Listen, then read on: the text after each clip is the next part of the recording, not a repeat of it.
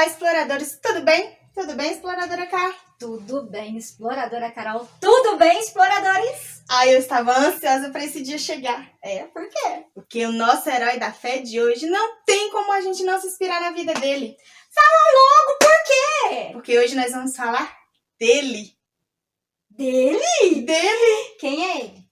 Você não sabe? Eu não, você já sabe. Ele vem de Ur dos Caldeus na Babilônia. Mas tantas pessoas vieram de Ur dos Caldeus. Tá bom, vou dar mais uma dica, exploradora Cá. Diga. A princípio, o seu nome significava Pai Exaltado. Por que a princípio não se tornou permanente esse nome? Não, ele teve o seu nome mudado pelo próprio Deus. Mas várias pessoas tiveram o seu nome mudado pelo próprio Deus, exploradora Carol. Tá bom, vou facilitar. Sabe o que significa o seu novo nome? Ainda não. Pai de muitas nações. Agora ficou fácil. Ele! Mas eu acho que ainda não é suficiente para alguns. Não? Então mais uma dica. A promessa que Deus fez a ele também é mencionada em outro livro da Bíblia. Este livro é próximo do livro onde consta a sua história? Não, fica no Novo Testamento.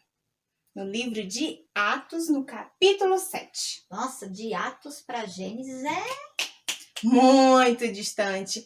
Mas eu vou dar mais uma dica que eu acho que agora todo mundo vai descobrir. Eu já sei quem é, mas se você ainda não sabe, por favor, explorador, não tem como não dizer que não sabe depois dessa. Porque ele é chamado de Pai da Fé. É ele, criançada! Eu não disse que eu sabia quem era ele. Eu tenho certeza. Mas será que você aí de casa, e você, exploradora Cá, sabe como ele ganhou esse título? Eu sei, mas vamos deixar outra pessoa te contar.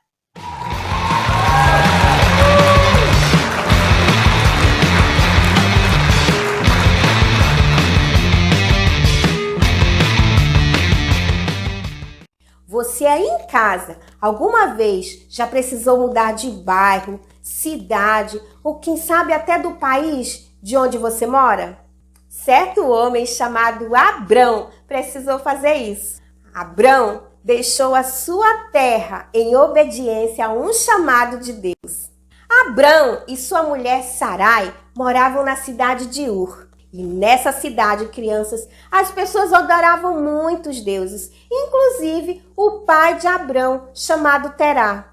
Mas certo dia aconteceu que Deus falou com Abrão. E Deus disse: Abrão, sai da tua terra, da tua parentela, da casa do teu pai e vai para a terra que eu te mostrarei. Deus não disse onde ficava essa terra, só disse para Abrão ir, e Abrão foi. E em seguida, Deus disse: de ti, Abrão, farei uma grande nação. Deus fez promessa na vida de Abrão. E essas promessas Deus chama de acordo. E naquele dia, Deus fez 4 grandes promessas para a vida de Abrão. A primeira promessa foi que Abrão teria muitos descendentes, pai, netos, parentes. A segunda é que ele se tornaria um homem assim muito importante e respeitado entre todas as nações. A terceira promessa é que Deus seria bom para todo aquele que tratasse Abrão bem, mas aquele que tratasse Abrão e sua família mal, Deus iria castigar. E a quarta promessa é que por meio de Abrão, Deus abençoaria todas as famílias da terra, inclusive eu e você. Mas como assim? Abrão, ele foi um patriarca, o pai da nação judaica, mais tarde chamada Israel. Quando Deus ele fez essa promessa para Abrão, Abrão tinha 75 anos. O tempo passou. Abrão passou a ser chamado de Abraão. Finalmente, quando Abraão completou 100 anos, eles tiveram um lindo bebezinho e colocaram o nome desse bebezinho de Isaac. O tempo passou, crianças, e quando Isaac chegou à sua juventude, Deus ele deu uma tarefa muito difícil para Abraão. Olha só o que Deus disse para Abraão. Ele disse: Abraão, pegue o seu filho, o seu único filho, a quem você ama, e vá à terra de Moriá. Ali ofereça-o em holocausto sobre um dos montes que eu lhe mostrar. Na verdade, a Bíblia diz que Deus estava provando Abraão. E Abraão, ele confiou em Deus, ele obedeceu a Deus. Eu imagino Abraão indo até a tenda de Isaac, chamar Isaac dizendo, filho, acorda, nós vamos até o Monte Moriá e ali nós vamos oferecer sacrifício ao Senhor, nós vamos adorar o Senhor, levante-se. Então os dois começaram a se preparar para aquela viagem. Sabe, crianças, realmente Abraão era um homem de muita fé. Ele acreditava, ele confiava em Deus. A Bíblia diz que ele pegou a lenha, colocou a lenha nas costas de Isaac e levou consigo o fogo e a faca que ele geralmente usava para matar os animais em sacrifício.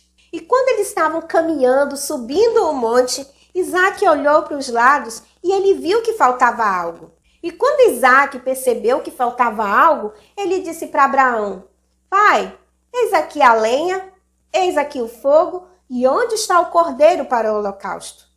E eu fico imaginando naquele momento o coração apertado de Abraão, talvez até tendo que engolir a seco, esconder as suas lágrimas e dizendo para Isaac, Deus proverá, meu filho, o cordeiro para o holocausto. Quando chegaram ao monte, a Bíblia diz que Abraão construiu o altar.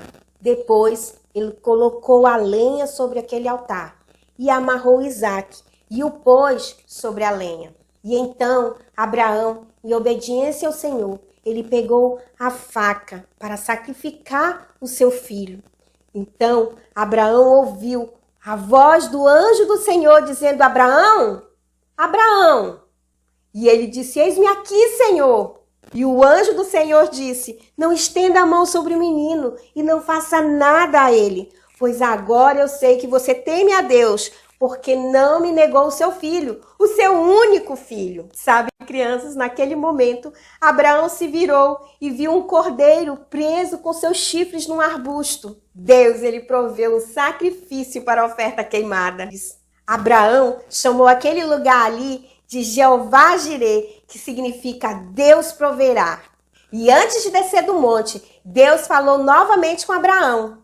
E ele disse, porque você fez isso e não me negou o seu filho, o seu único filho, juro por mim mesmo que certamente o abençoarei e multiplicarei a sua descendência como as estrelas do céu e como a areia que está na praia do mar. Na sua descendência serão benditas todas as nações da terra, porque você obedeceu a minha voz.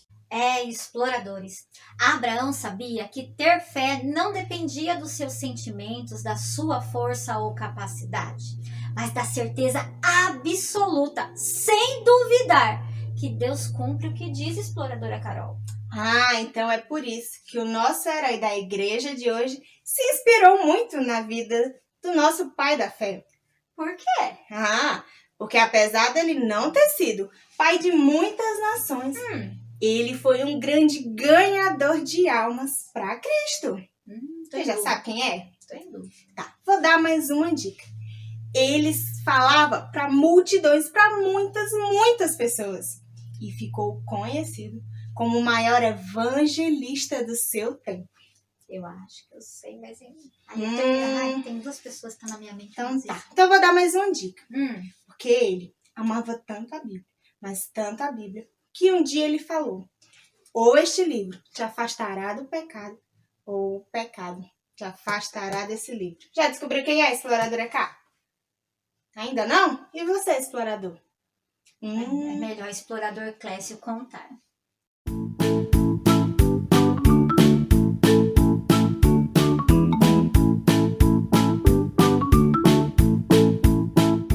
Olá pessoal, hoje nós vamos falar daquele que foi um dos grandes evangelistas do século XIX, Dwight Lyman Moody. Moody nasceu em 5 de fevereiro de 1837, porém, quando ele tinha apenas 4 anos de idade, o seu pai acabou morrendo, e este foi um momento de muita dificuldade para a sua família. Isso porque sua mãe tinha acabado de ter filhos gêmeos, e contando com o próprio Moody, eram no total 9 filhos. mas com muita garra, força de vontade e confiando inteiramente em Deus e na sua palavra, ela conseguiu criar todos os 9 filhos. Quando Moody tinha 17 anos, acabou se mudando para a cidade de Boston para trabalhar em uma sapataria com seu tio, onde a única exigência era que Moody frequentasse uma igreja. E isto acabou criando a seguinte situação. Moody frequentava uma igreja, mas não com o desejo de ser salvo ou de conhecer Jesus. Ele frequentava somente para cumprir a exigência do seu tio. Até que no dia 21 de abril de 1855, o seu professor da escola dominical, um homem chamado Edward Kimball, achou que já estava na hora de Moody aceitar a Jesus como seu salvador. Então ele foi até a sapataria em que Moody trabalhava, achou ele lá no fundo da loja trabalhando.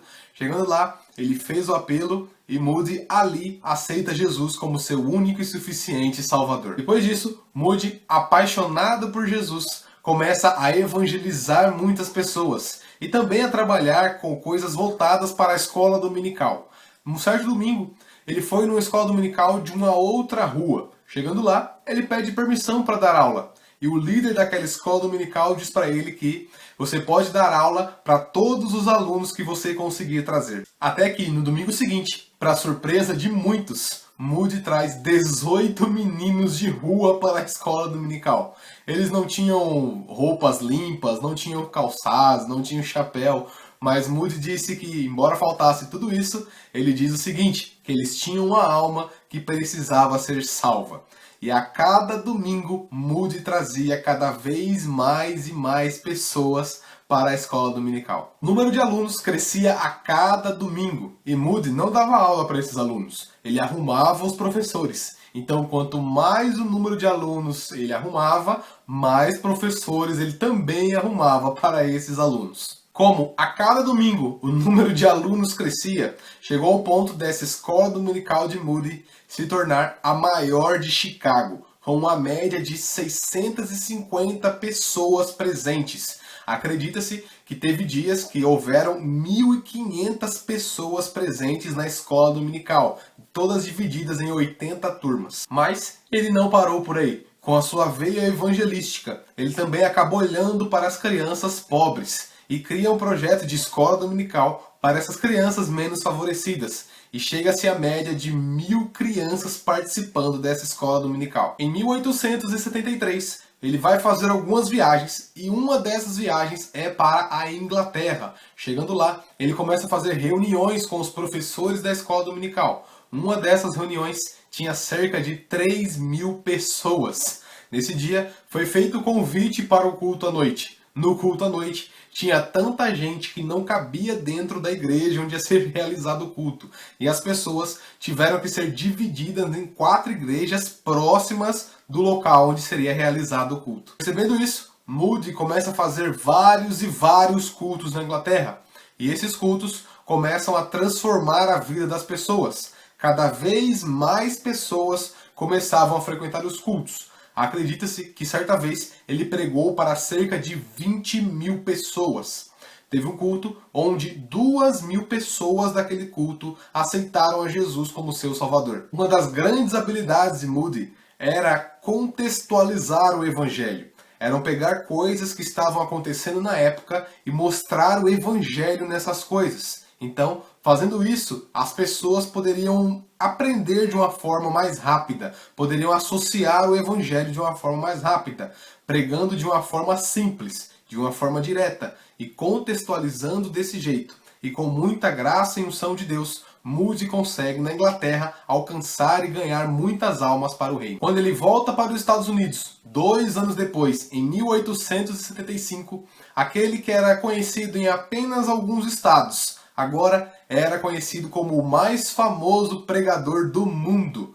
Porém, ele se mantém sempre um servo humilde e nunca parando de trabalhar para o reino de Deus. Apesar de Moody não ter uma instrução acadêmica, ele reconhecia que o ensino e a educação eram extremamente importantes para aqueles que queriam pregar a palavra ou para aqueles que eram cristãos, a ponto dele chegar a fundar algumas escolas e alguns institutos de educação que existem até o dia de hoje. O mais famoso deles é o Instituto Bíblico de Moody, que fica lá em Chicago, nos Estados Unidos. De várias frases que Moody deixou, aqui eu finalizo com uma para nos fazer pensar, onde ele diz que de cada 100 homens, um lerá a Bíblia, e os outros 99 lerão o cristão. Exploradores, quanto mais lemos a Bíblia e nos aproximamos de Deus, vivemos uma vida que agrada a Ele e longe do pecado.